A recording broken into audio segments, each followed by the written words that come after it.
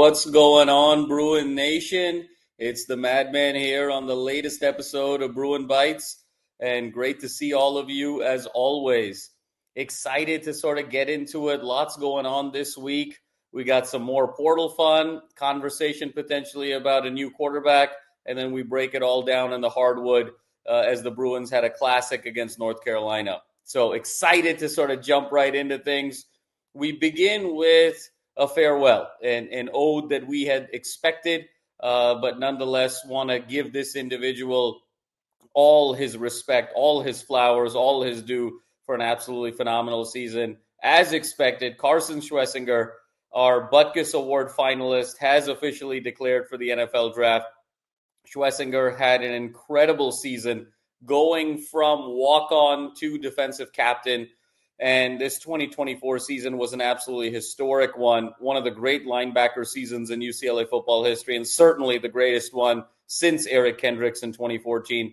Schwessinger ended up with 136 total tackles, 90 of the solo variety, 4 sacks, 2 interceptions, and a forced fumble, and all on top of being a Henry Samueli School of Engineering graduate as a bioengineering major. So Carson Schwessinger just epitomizes everything that is right about UCLA and the Bruin values and the Bruin brand and everything that UCLA stands for, and we wish him nothing but the best moving forward. This was sort of a no-brainer decision, particularly when you look at the fact that Jay Toia, Femi Oladipo, and Kane Medrano are going to be departing with him, and the window of opportunity in the NFL is so fleeting that you have to take advantage of the opportunity as soon as it presents itself. So we expected this, but a bittersweet day nonetheless for Carson Schwessinger. We are going to be rooting so heavily for his success as we do with all the other Bruins, and can't wait to see his journey unfold into the NFL. And so now we sort of segue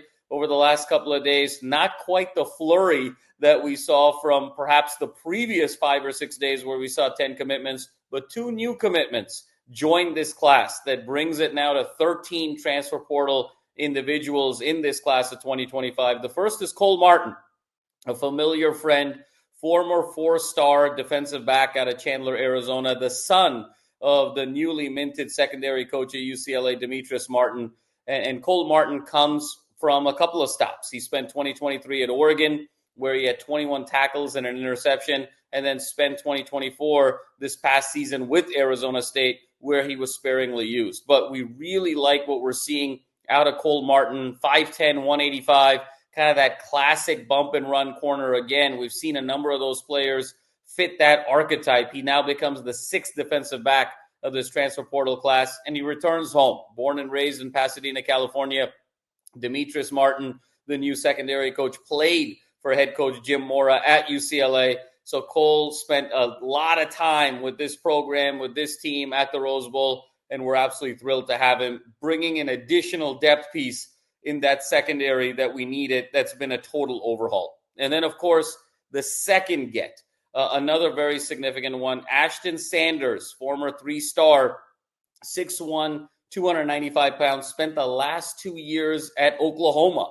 And was sparingly used to the tune of half a sack over the last 2 seasons. But he returns home as he was also an individual born and raised in Pasadena, California. So yet another big SEC body to come in and fortify this defensive line, which is what we were looking for. And now you sort of look at the rotation that's taking place. You've got Nico DeVilliers.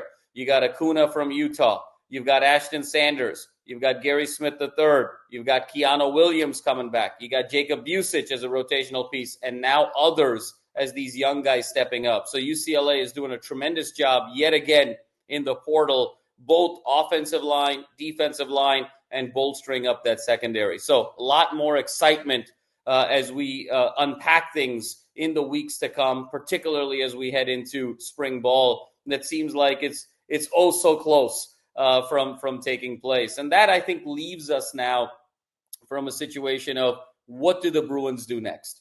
13 players, like we mentioned, really sort of addressing positions of need. I think the big question now moving forward is what happens at the quarterback position? And, do you sort of roll the dice with Tino Sanseri and, understand that this is going to be an offense that is going to have a fortified offensive line, is going to have a trio, perhaps even a quartet of receivers that are highly credible, highly competent, to the tune of Quasi Gilmer, TMA, Rico Flores, Jaden Wilson, the transfer out of Arkansas.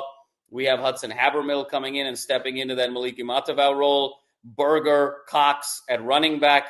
So do you need a quarterback here to necessarily do too much, or do you need someone that's going to sort of manage the game, get the ball out to playmakers in space, and really keep the chains moving? And if that is in fact the case, UCLA's got a really nice room here with a pair of 4 stars in Luke Duncan and Demarcus Davis, both of whom I think have a tremendous amount of upside, both of whom bring different skill sets to the table. Luke Duncan looks a lot like Curtis Rourke, the starting quarterback at Indiana, who Sunseri coached to a college football playoff appearance. And then, of course, Demarcus Davis, as I mentioned before, feels very much like a young, lean, raw Brett Hundley. So a lot to sort of like there. Having said that, we see the opportunity here take place for a couple of quarterbacks in the portal. I mean, the first in particular is Fernando Mendoza, 2-year starter at Cal. Is coming off of a season where he had 3,004 yards passing, 16 touchdowns, 6 interceptions, and 68.7% completion percentage. This was a guy who, back in 2023 went toe-to-toe with the reigning Heisman winner and Caleb Williams, as Cal fell just short to USC 50-49 in an absolute thriller. And then yet again went head-to-head this past season with the likes of another Heisman decorated quarterback and a finalist in Cam Ward at Miami, where Cal had that huge lead only to sort of let it slip away very late in the game. So Fernando Mendoza now is out there. And, he's 6'4", 215 pounds, from Miami originally. And so the Canes are in the mix. Who's going to be the heir apparent to Cam Ward? You got Georgia in the mix. Who's going to be the heir apparent to Carson Beck? You've got Wisconsin in the mix, and then, of course, UCLA as well. Mendoza comes from a family of doctors, really a very prestigious family. I think UCLA fits the mold of Cal in so many different ways, being sibling schools. So it's going to be really interesting to see how and what Mendoza actually decides. And the fact that Burl Toller now is UCLA's new wide receivers coach, who spent basically all of the last 10 years at Cal from 2013 to present, with the exception of just 2016 and 2017, where he spent time at Fresno State and UC Davis. The rest of that time was exclusively at Cal. You have to wonder if Mendoza is going to be comfortable at UCLA with his wide receivers coach and this quartet of receivers to throw to. Having said that, it's a very competitive world out there. And when you talk about NIL, with the likes of a Georgia, with the likes of a Miami, there's going to be a lot of dollar signs being thrown Mendoza's way. So we're going to be watching that very carefully. Another quarterback that's entered the portal that could be intriguing is Tavon Jackson. He is the backup quarterback to Curtis Rourke this past year at Indiana. He came in a spot start against Washington when Rourke got hurt. Went 11 for 19 in that game for 124 yards, a touchdown, and interception. A lot to like about this kid, 6'5", 212, dual threat quarterback. But I think it's interesting that if UCLA were to spend more NIL on a quarterback, you probably want to go with a more experienced veteran and sort of a more proven guy like Mendoza rather than a Tavon Jackson. Because the argument there is, you've got a lot of upside with Davis and Duncan. And if you've got the money to spend, you probably want to spend it on even more offensive line and even more defensive line, given the nature of this Big Ten. So it'll be interesting to see how Deshaun Foster and company think about this moving forward. Is Mendoza an absolute need and a must get, or are they feeling comfortable with their quarterback room as is, with the pieces around them and the coaching staff around them for this group to be successful? So more to come. The intrigue sort of continues, but yet again, UCLA has demonstrated with now 13 transfer portal additions, they've been out in front of the curve. This wave of the portal ends, the window ends December 28th. So UCLA seems to have done the lion's share of their work early prior to this deadline. And then obviously things are going to be quiet. And then the portal opens yet again for about 10 days in the middle of April. So we'll see now how this roster gels over the next 60 to 90 days. and then see what gaps are there, what opportunities are there to go hit the portal again and really address things as you sort of get into fall ball and really get ready for the 2025 season. So very exciting times indeed for the football program, and it's great to see so much proactivity on that side of the ball.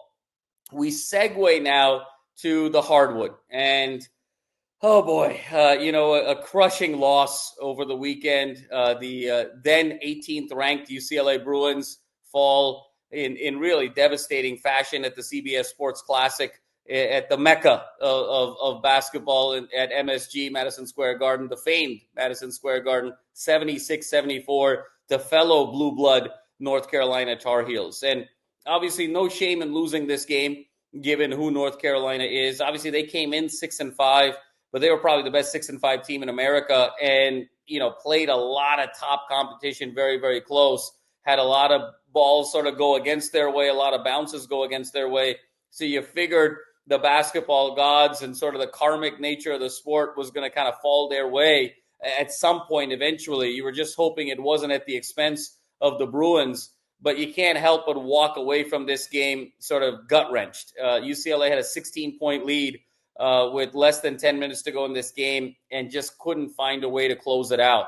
It was a game that saw Tyler Bilodeau, lead the team with 26 points on 9 out of 14 shooting. He was absolutely sensational, scoring UCLA's first 11 points of the game, and then and really sort of solidifying UCLA with the lead the first 10 minutes of the game, and then re-emerging in that third 10 minutes, that first 10 minutes of the second half. He was dropping threes left, right, and center, really as the go-to guy, and helped build that 16-point lead for UCLA. And in the interim 10 minutes, that second 10 minutes of the first half, Sebastian Mack was absolutely sensational with slashing to the basket, finding some rim runs, and then also, hitting the outside shot to the tune of 22 points. So between Bilodeau and Sebastian Mack, they combined for 48 of the 74, and UCLA looked in certain position to win this game. Unfortunately, yet again, it was the free throw shooting became the bugaboo for this team. Only went 13 for 22 from the line, and some huge misses, particularly down the stretch. Bilodeau missed 3 free throws down the stretch. You had a situation where Sky Clark missed 2 free throws with inside 10 minutes. Ade Mara missed a free throw. It was just really tough to watch. Some sloppiness at the end of that game. And North Carolina found a way with a little bit of questionable officiating there in the final 30 seconds to sort of pull this game out. But as you sort of zoom out, we had talked in the last episode that really one of the barometers for UCLA is, could their 4 perimeter guys, could 2 of those 4 guys show up to the tune of double figures? And if they could do that, different 2 every night, this team, combined with their depth, combined with their versatility, combined with having Bilodeau as their go-to guy, and combining with that tenacious defense that forces so many turnovers and is so ball hawking and sort of translates things into the half court, this was going to be a Final Four team, no question about it in my mind. And unfortunately, we didn't quite get enough of that production in the backcourt. While Mack was sensational with 22 points, Clark only finished with 9. Stefanovic only had 6. Dylan Andrews only had 2. And so the rule didn't quite shake off as we sort of anticipated it would, and it ended up biting the Bruins there down the stretch. But in sort of zooming out, obviously not a catastrophic loss by any stretch of the imagination. The Bruins only fell 4 spots. They're sitting at number 22 in the country now at 10-2, with an opportunity for redemption against Gonzaga here this Saturday at the Intuit Dome. But yet again, it's a situation where a Mick Cronin-led team has blown a big lead in the second half. And when you think about how things sort of shook out against Gonzaga in the tournament 2 years ago, when you think about how things have shaken out with some USC games in the past few years, when you think about how things have sort of shaken out with some marquee games in the non-conference over the last few years, you really just wonder, for all the good that Mick Cronin has done, and there's so much there, the 2021 Cinderella run from first 4 to Final 4, the back-to-back Sweet 16 appearances in 2022 and 2023, the 23 team, for my money, was probably headed for a collision course with UConn for the national championship if it wasn't for the unfortunate injuries to both Bona and Clark. they were headed for perhaps another national championship and banner number 12. For all the good that Mick Cronin has done here at UCLA and how much passion he's shown, it is unfortunate to see another blown lead. And you got to wonder, his leadership style being so in your face, so intense, you really wonder whether the players, when they have a big lead, they're playing to win or they're playing not to lose. And it just, that theme keeps emerging. Guys are tight, guys are unsure of themselves, guys are afraid to make the big mistake, and the lead gets sort of whittled away. It's sort of the equivalent in football when you have a big lead, you stop being aggressive altogether. You stop throwing the ball. You're just playing the clock. You're running the ball. You're becoming extra conservative.